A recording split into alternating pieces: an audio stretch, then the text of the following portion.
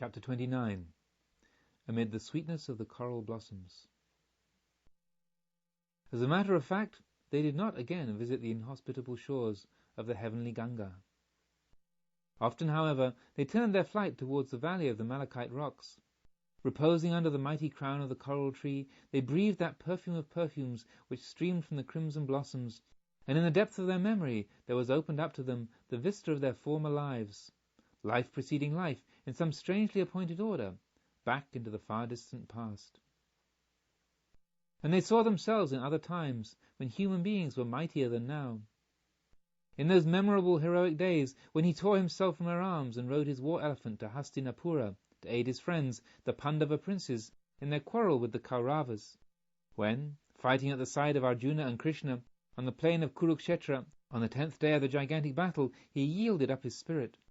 And when she had received the news of his death and his shrouded body had been returned to her, she had ascended the funeral pyre in front of the palace, followed by all of her women, and had ignited the great blaze with her own hand.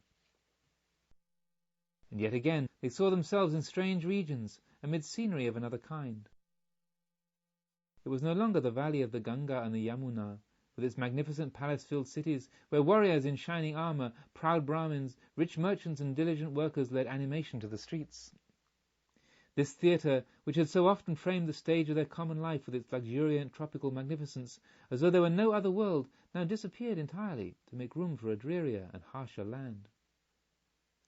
Here the sun of summer burns, it's true, just as hot as by the Ganga, dries up the watercourses and parches the grass. But in winter the frost robs the woods of their foliage and rime covers the fields. No towns rear their towers in this region.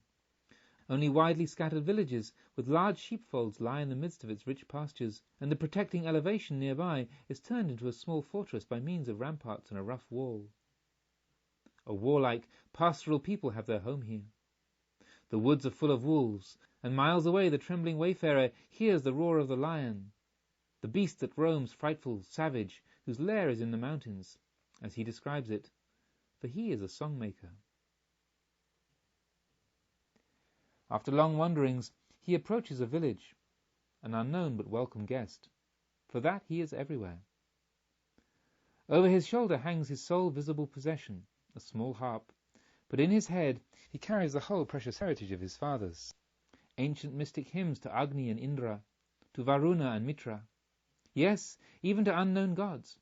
Songs of war and drinking choruses for the men, love songs for the maidens, fortune-bringing magic sayings to protect the cattle, the givers of milk. And he has power and knowledge with which to increase this store from his own resources. Where indeed would such a guest not be welcome? It is the hour when the cattle are being driven home. At the head of a herd there walks, with supreme grace in every movement of her young body, a maiden of lofty stature. By her side goes her pet cow, whose bell the others follow, and from time to time the favourite licks her mistress's hand. The young wanderer gives the maiden an evening greeting. She replies with kindly words.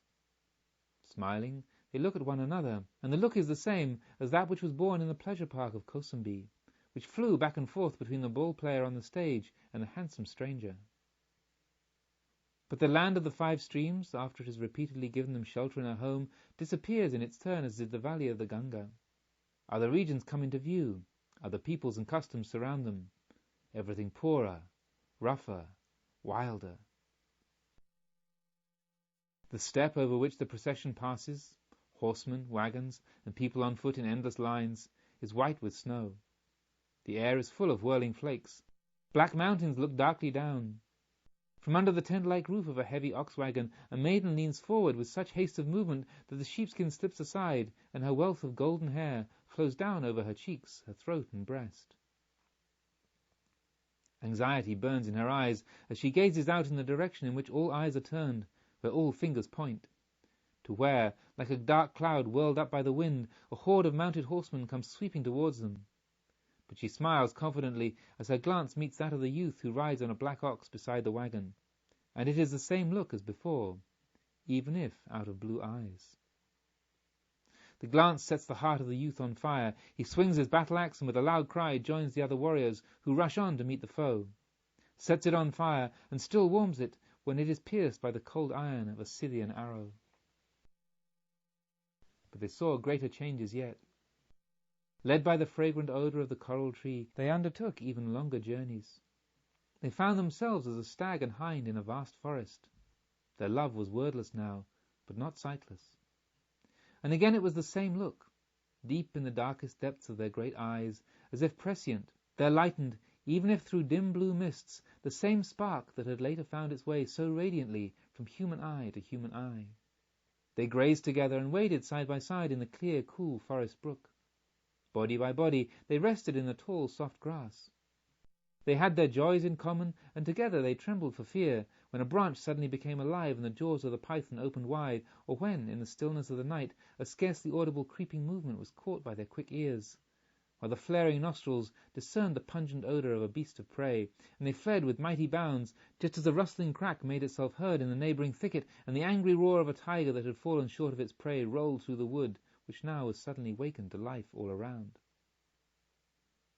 Farther yet, and a pair of golden eagles were building their eyrie high up in a savage mountain fastness, hanging over the blue abysses of the Himalayas, circling round its snowy pinnacles. As two dolphins they ploughed the boundless expanse of old ocean's salty flood. Yes, once they even grew as two palms on an island in the midst of the seas, their roots intertwined in the cool sand of the shore, and their tops rustling together in the cool sea breeze.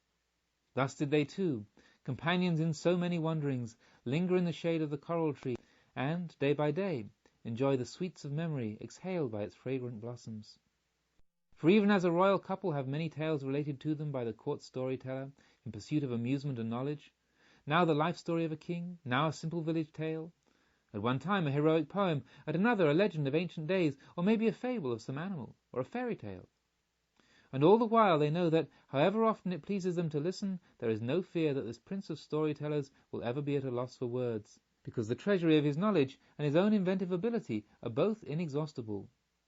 So these two were able to say to themselves, however often and however long we may linger here, even if it were for an eternity, there is no danger that these blossoms will ever be unable to waken further memories, for the farther we go down into the abysses of time, the farther does time recede before us. And they marvelled much. "We are as old as the world," said Varsity.